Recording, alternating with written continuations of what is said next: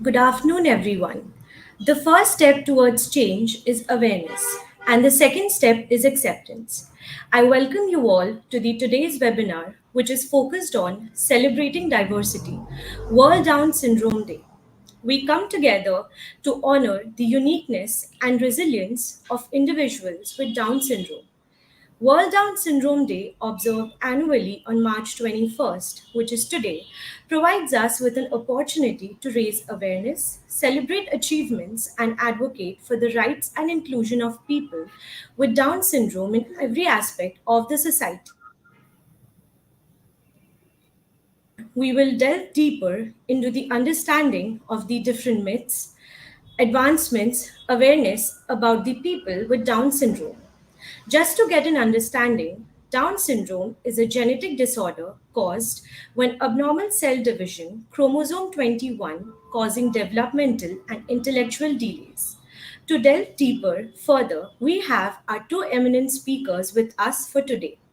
We have Sir Divyang Sharma as one of the speaker who is a clinical psychologist registered with RCI with 6 years of experience. He is a senior consultant at Amaha. He has also worked as a senior research assistant and clinical psychologist for Indian Institute of Aerospace Medicine under specialized services for ISRO and Human Space Flight Commission. Also worked as a guest lecturer for Indraprastha College for Women and consultant clinical psychologist at Ashoka Hospital. Sir has also trained the first Indian astronauts in psychological skills necessary for space flight as a part of the ISRO project. I welcome you, sir. Thank you. We have Ms. Lisa Chaudhary, who is a psychologist and have been working with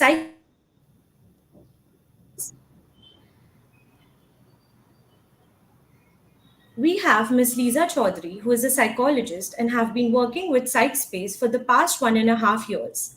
She has completed her master's from Cotton University. She has been a resource person for various school mental health initiatives in order to emphasize on the importance of mental health. I welcome you, ma'am. Thank you so much, Pragya. And Thank I you am for Pragya the Moore, warming currently in my welcome. final year of my clinical psychology from Christ University. And I'm Pragya Moore, currently in my final year of Masters in Clinical Psychology from Christ University, and I'm an intern in PsychSpace. I will be a moderator.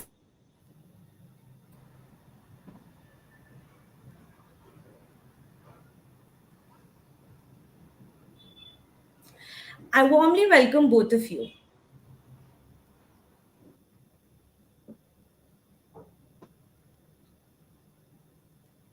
And awareness amongst people regarding Down syndrome, and that often leads to a lot of misconception. Hence, I would like to ask Sir, our speaker, what are some common misconceptions about Down syndrome and how can we refute them? Thanks a lot, Pragya. So, first of all, as you very rightly mentioned, it is important to understand what exactly Down syndrome is. It is a genetic disorder which is caused by an additional copy of chromosome 21, which is why it is also known as trisomy 21. Because of this additional copy, it causes the individual to go through some developmental and physical changes, and these changes are very evident because these changes are very essential part of the presentation of Down syndrome. Like we all know that there are certain common physical attributes like almond shaped eyes, flattened facial profile, small nose, and protruding tongue. But we also need to be aware that these individuals do go through some developmental delays. These could be delays in motor movement, speech development, use of language. And yes, Down syndrome is accompanied by a few health issues as well. So people suffering from Down syndrome do experience higher chances of heart problems, respiratory issues, gastrointestinal issues, and finally, there is also the risk of intellectual disability. And this is something that we will address in the misconceptions part of the conversation. So, the first misconception that I would like to address is very often we see, on YouTube or even on, if people have interactions with people with Down syndrome, the most common misconception is that people with Down syndrome are always happy because they are always smiling. Now, it could be because, these individuals are very resilient. If given enough support, they can develop, just like all of us, a very beautiful attitude towards life. But it does not mean that their ability to experience emotions is any less than us. They also experience the full range of emotions, and we should treat them like such. Because if we oversimplify or stereotype someone's emotional experience, we are actively depriving them of opportunities to experience all the other emotions that they are very much capable of experiencing. The second misconception is that people who suffer from Down syndrome cannot lead fulfilling or independent lives. Now, one of the major reasons why this is thought is because often Down syndrome is seen with a comorbid intellectual disability. And yes, there are some individuals who do experience moderate to mild levels of intellectual disability, but that is also not 100% true all the time. So, because of this unfortunate misconception, we feel like people with Down syndrome will always need supervision or help. But if they are given enough support at the right time, they are not only trainable, but they can also educate themselves and lead fulfilling and independent lives, just like all of us, to varying degrees. Even people with, average or below average intellectual abilities do have some issues, but that is again a very common thing. So again, if we are able to provide them with an inclusive environment and support at the right age, at the right time, they definitely have the ability and the capacity to lead fulfilling and independent lives. Which brings us to, yes, one of the misconceptions, as I already addressed, that individuals with Down syndrome suffer from severe intellectual disability. This is absolutely false. At most, individuals can have, mild to moderate intellectual disability. In some, in very rare cases, it can lead to, severe and profound intellectual disability as well. But most often, individuals with Down syndrome experience normal intelligence, or sometimes it is, below average intellectual capability. But that does not mean that they cannot live happy, fulfilling lives. It just means that maybe their, the time that they take to learn will be a little bit more. So we need to amend our teaching strategies according to them. The classrooms need to be more inclusive. They need to take into considerations their special needs, but they are very much capable of, performing their daily tasks. They are very much capable of holding down certain jobs. They are very much capable of doing certain vocational traits. But it is our responsibility, not just as individuals or mental health professionals, but as a society as whole, to understand and create that inclusive environment where they are not only supported in the right way, but also provided with the opportunities and challenges where they can learn these skills and prove themselves. Which, just like every one of us, we need those opportunities to learn that, okay, this is something that I can do. One of another misconception that is widely held is that Down syndrome is hereditary and it is passed down by parents.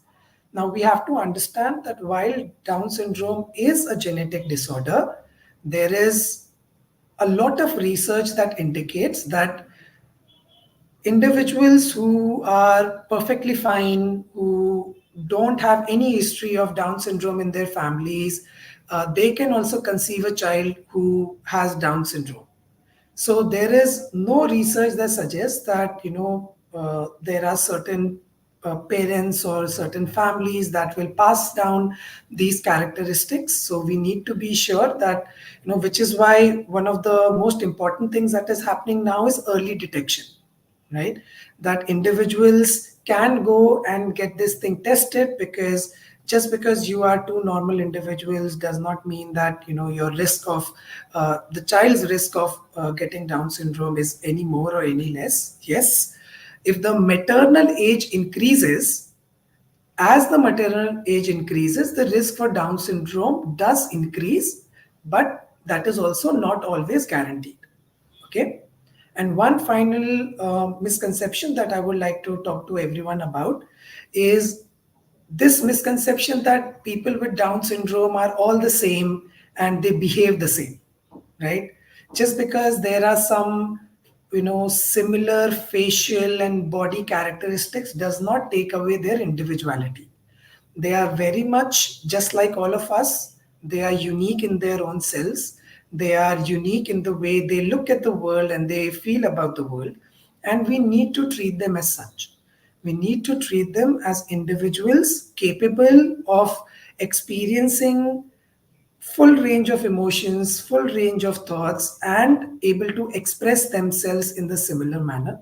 So we need to make sure that even if we are coming from a very good place that we want to help, we do not overimpose certain stereotypes or prejudices from our side, even though a lot of times we want to help others.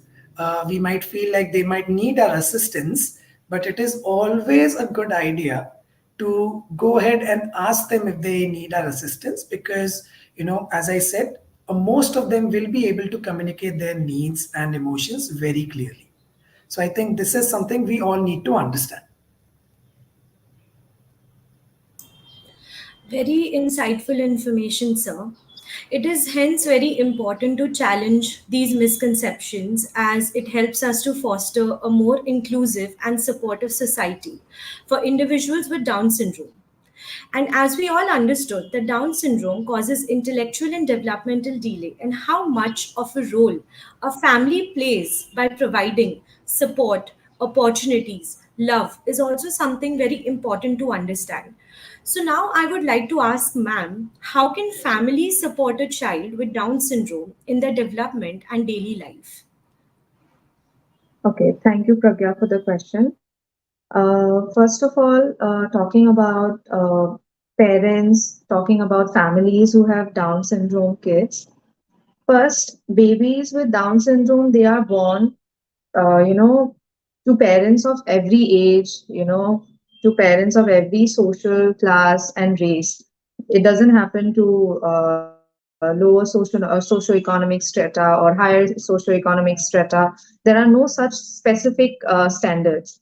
But yes, when we are talking about families supporting a kid with Down syndrome in his or her developmental milestone or daily activities, first is no parents are or no families are prepared with any sort of education when a child is born with Down syndrome. They are totally in shock, like, why me? The mother will be in a sort of guilt, the mother will be in the sort of doubt, like, why me? Is there something that I have done before? Or they will try to associate with any kind of action they have done or any kind of past karmas. They will try to definitely do that, but the families are totally in shock. So in that situation, families, they go through a lot of emotional ups and downs. They are, when they hear with the early detection of the kid with Down syndrome, they are quite in shock that what they will do, what will be the next step. So first is, you know family should have that proper knowledge about what Down syndrome is, so that they can apply certain parenting or strategies according to the child. As Sir has already told about that, certain deficits, it's like, if a child is born with certain deficit or there is a condition, it doesn't mean that the child won't be living properly or fully. So it is our duty or responsibility of our parents that they should help the kid to live the life to the fullest. And as I was going through some videos in YouTube, I was seeing certain videos where parents were sharing their wisdom regarding a kid with Down syndrome, and they were addressing the kid that my child is hope, my child is my child is heaven. Addressing certain words with the kid with Down syndrome is such, I when I was going through the video, when I was watching it, something that it brought a smile to my face. That they were sharing that once they were really shocked about the situation when they heard about it, and later on, when the child smiled, playing, when they accepted it, the child, when they accepted the child, everything went smooth. They are like, they don't need anyone right now, they just want to play with their kid, and it's so happy right now. So seeing all this, it's very important that they need to accept it. So families proper education is very, very important. Accepting the kid is very important, and making sure that they experience life to the fullest, right? Even if they have issues with hearing, even if they have issues with the immune system, or might be to the visual, there might be issues with visual. So they can be supported with certain medical support. So families can help the kid with an instant medical support, like going for regular checkups with their optometrist, as they have issues with low muscle tone. So they can also consult a pediatrician, where they can also help with certain therapies and all, speech therapies. So all this medical support is very, very important for the child. And firstly, when we are talking about developmental milestone, first thing, parents need to address or praise the new learning, what they actually learn every day. It may take time, might be months, years to learn something new, but they need to praise. The daily learning will then develop into the developmental learning. Like, they will learn something big when parents actually praise something daily, in a daily form, in the small version, they will learn something big. So praising something for learning new is very, very important right now. And yes, so that's my part of answer, like how families can support their kids in this journey, basically. Very beautifully put, ma'am. Thank you so much. I would like to ask Sir if you would like to add something to whatever Lisa ma'am has just said. Absolutely. What Lisa has said is absolutely correct. One of the biggest shocks that a parent gets is, getting this information that their child suffers from Down syndrome. It's not easy for anyone.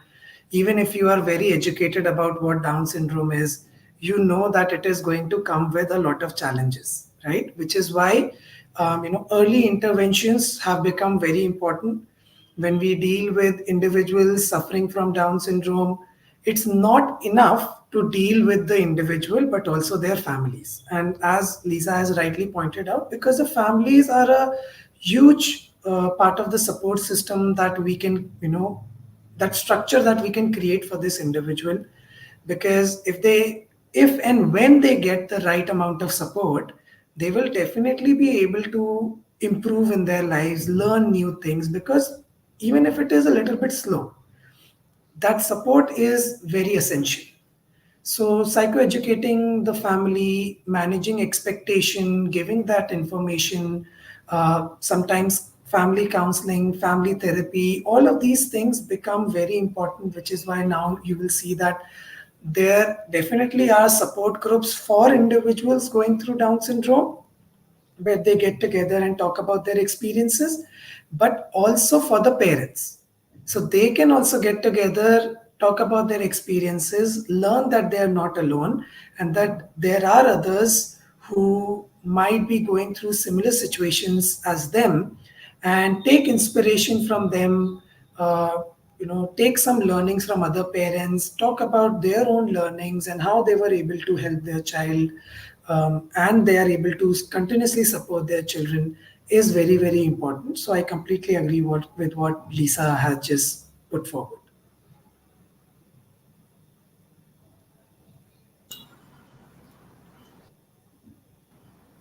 Thank you so much, sir. As we all understood that slowly with time, people are gaining a lot of awareness, and also advancements in research and support have greatly improved the quality of life of people with Down syndrome. Hence, I would like to ask Sir, what advancements have been made in healthcare and therapy options for individuals with Down syndrome? Absolutely. So, as I have already mentioned, one of the most important advancements is the early detection because that gives us a huge opportunity to start preparing the parents and start helping the child right from the infancy, right? How, as Lisa also mentioned, how to create a particular environment, how to manage expectation, how to, make sure that we are tracking the progress that the child is making on a daily basis. All these things are now possible at a very early stage. So even when the mother is pregnant with the child, this sort of detection can be made, and which is why it is now become, and it is relatively safe. And this, which is why it is becoming now one of the main things that is performed almost everywhere. So that is one of the biggest advancements that have been made. When we come to medical treatment, now you have to understand that while Down syndrome or trisomy 21 is, it is a genetic disorder, so there is no treatment to cure Down syndrome. When we talk about medical treatment, we are talking about the treatment to manage the other physical comorbidities that often appear with Down syndrome. Like how I said, whether it is heart issues, respiratory issues, gastrointestinal issues, Lisa also mentioned low muscle tone. So these can sometimes turn out to be life threatening. So medical advancements are now helping individuals to improve their quality of life, extend that lifespan by addressing these comorbidities and allowing the individual to grow and develop. Okay.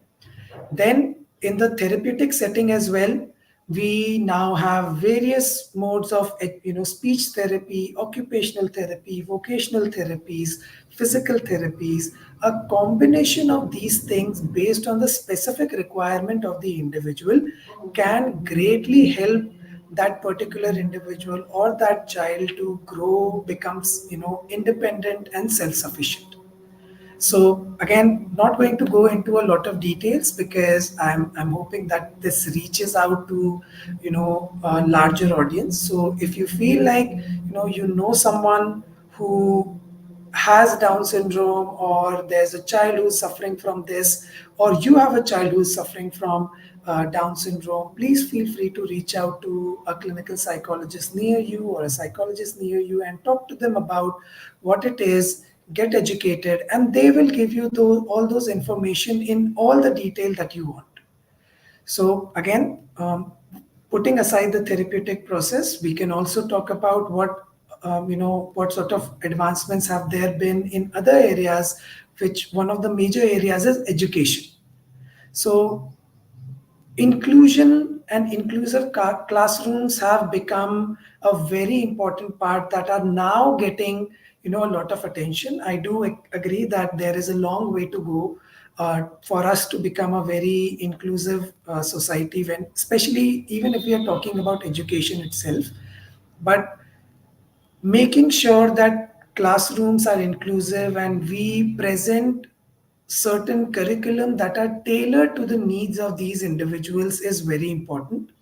Because yes, maybe they might want to have certain things repeated multiple times, maybe their speed of picking up things is a little bit slow.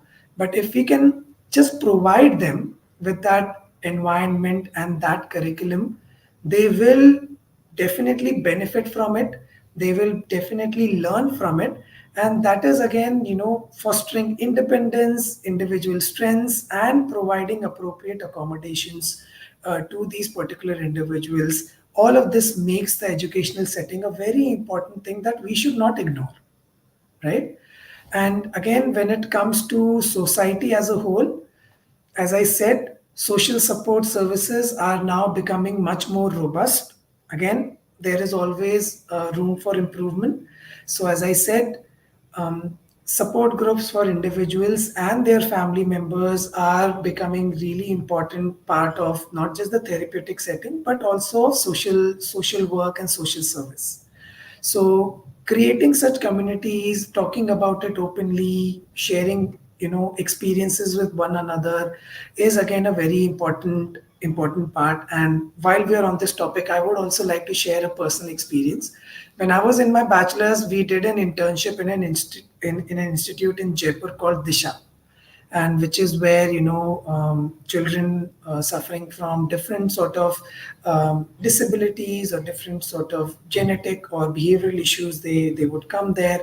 So there, the individual who used to take care of the reception and take care of the time management and scheduling interviews between parents and teachers and principal, that was an individual who suffered from Down syndrome. And he was very much capable of not just managing that work but managing his own life. And I would have really good interactions with him. I would actually have a lot of interactions with him because we got along very well. So, having that understanding that these individuals are very much capable of doing all of these things, that also opens us up to move forward or move, past the misconceptions and stereotypes that we might hold, and treat them as individuals, and give them the same opportunities we would give anyone else, right? And again, when it comes to advancements, not just in the therapeutic or medical setting, advancements have also taken place in awareness, activism, and advocacy, which is very well represented by this initiative that PsychSpace has taken to improve the awareness amongst people, and people are becoming very aware about this. Sometimes we know, because all of us here are mental health professionals, we do think that okay, people are becoming very much aware, but we also need to be in touch with the reality on the on the ground setting, which does mention that there is a huge need for such online talks, for such initiatives to improve awareness, which is why initiatives like this is greatly appreciated. So advocacy for equal rights, advocacy for inclusion, just like how it is happening for physical disabilities, it is now taking place for genetic issues like Down syndrome or any other mental disabilities or developmental disabilities that individuals do go through. So that sort of societal change is coming. It's just there needs to be much more, but small steps definitely should be appreciated, and we should continue work on that.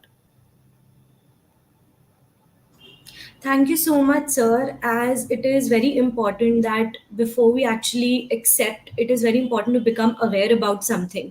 So, PsychSpace has taken a very great initiative to actually create that awareness on today's day. And as we all understand that psychosocial factors matter in a lot of things, so it is very important to understand how society can help. And hence, I want to ask Lisa, ma'am, how can society improve awareness and acceptance of individuals with Down syndrome in the society? So, yes, Pragya. So, when we say society, society is a mass. It's a huge population, right? When we were talking about families, there are, countable people with whom we can deal, with whom we can, socialize and aware people or, acceptance and everything. But when we are talking about mass, it's something that we have to uh, expose people, or there needs to be exposure to a whole lot of population. So, in that criteria, first thing that psychoeducating people will definitely the first point, obviously, like creating awareness in society. But how we will psychoeducate people, right? Because uh, for example, here we may connect it to might be 500 people or might be 1,000 people may share or view it. But what about the other people, right? So it might not be that one way of communicating will be helpful, but when we communicate with different ways, it will be helpful for us. Like media portrayal is very, very important. As we see that nowadays, there is very less, to be honest, talking about media portrayal about Down syndrome or any other disorder or condition. But media portrait is very, very important, like how people are talking about mental health in media. We also need to seek importance about portraying Down syndrome or any other condition or any other syndrome, right? Because just like our parents view news channels every morning, they can also learn something new when they portray, or might be, in evening news channels, or might be in radios. Radios are totally in, they are in at the peak point right now. People definitely listen. So news channels, radios, and stuff like that. So when they portray about, or when they discuss about a certain syndrome, certain condition, it will be valuable for us as well, where people can seek awareness. They know about what Down syndrome is. And as Sir has already talked about support groups, there are several support groups of Down syndrome, and due to which, they can also connect with the support groups and get in touch with them, and information is disseminated, and various new ideas are being strategies are being discussed. So it's a great way of awareing people as such. Talking about school as individualized education program, it is important for the institutes or certain schools as well to promote or create awareness from their part, because they are also dealing with certain teaching styles. They know how to do it, so might be they can create certain workshops, they can introduce certain seminars, certain ways where they can reach out to more people each and every time. And talking about another way where we can see is employment opportunities. Might be not in India, I haven't seen much about employment opportunities, but through social media, I have seen around two or three videos where they are at least helping their parents related. Their parents are basically entrepreneurs, and they are helping their parents doing the packaging, pouring the products, everything, or storing out. So that's a great way where they are learning something, they are earning something. And we definitely see in abroad in Western countries that they are pursuing modeling as a career, they are going for certain jobs. So we definitely have to seek support and stuff, because it's very important, because they can go for employment opportunities. They are well equipped with certain employment opportunities, and workplace inclusion is very, very important. Just like we talk about schools and all, where there will be included with Down syndrome kids, it's also very important to have workplace inclusion. And moreover, that government support is very, very important. Schemes are there. We know schemes. There are certain schemes which can support them, but support is very, very important, where they will as from my one personal experience, when I was doing my internship back then in bachelor's, uh, I wanted to share that me and my friend, we were trying to interview one of the parent, and the kid was also there, and she was actually trying to uh, share one of her thoughts regarding she wasn't she was like she was unable to take her kid from from bus. Transportation was not accessible back then, because people didn't understand about what Down syndrome is. They would try to react in a different way, or might be they don't want to sit beside them, so the kid may get irritated or something like that. So she was trying to show, or she was getting very emotional, because what about the low economic strata people? They cannot everyday travel with cabs, or they don't have their private cars, so they definitely need to walk somewhere, or might be through public transportation they can reach to one destination or other. So in this kind of way, if government introduces certain support, if government introduces certain ways to include or learn something, because when government does or introduce something, every people will listen. So there's a way in that way. So yes, these are the certain points where society can improve in awareing people. Thank you so much, ma'am, for the information. I would like to ask, sir, if you would like to add something to what Lisa ma'am has mentioned. I think Lisa has summarized it very well. So I don't think there is anything left. She has addressed all the major areas where we, not just as individuals, but as a society, can improve and work on. But all the only statement I would like to make is, no matter how small steps we take, each step is leading towards that better inclusive environment. So even if you feel like, okay, there is no big government scheme going on, you can do your part. You can, do go out there, uh, create awareness, do certain camps, just like how we are having this conversation. And I'm very glad we are having this conversation, but we are having it on an online medium and we are having it in one particular language. So there are people everywhere who are, studying psychology or studying to be psychologists or clinical psychologists or rehabilitation psychologists. There are a lot of people out there, and if we all just do our part and have those conversations, even in the places where we are or on our own separate platforms, that is still, one step towards making things better.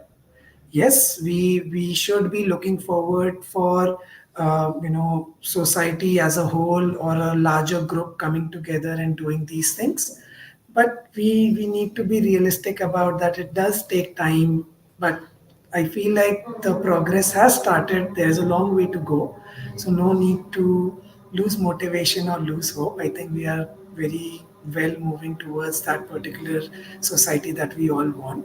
It's just that small actions can also lead to big, meaningful changes if we all take them together. Thank you so much, sir. Thank you so much, ma'am. With this, we come to the end of our webinar. We are incredibly grateful to our esteemed speakers, Divyang sir and Lisa ma'am, for the invaluable insights and expertise shared during this webinar on celebrating diversity World Down Syndrome Day. Their profound perspective have helped us to carry forward the spirit of empathy, understanding, and inclusion that has permeated our discussion. I would also like to extend my thanks to the viewers. By embracing diversity, advocating for equal opportunities, and fostering a culture of acceptance, we can create a world where individuals with Down syndrome are valued, respected, and empowered to fulfill their potential. Let's continue to work together to build a society where everyone belongs and thrives regardless of the differences. Thank you for your participation and commitment to making a difference. Remember, we are never alone on our journey towards better mental health. Reach out to us for support and guidance through our Instagram page at the @sitespace_07. We are here for you every step of the way. Thank you so much, ma'am and sir. Thank you so much, Pragya. Thank you so much, sir, for the valuable information. Yes, thanks a lot, both of you. It was again, as usual, it was a great interaction, and I hope to look forward to more such interactions on such topics. Thank you. Thank you. Thank you. Thank you.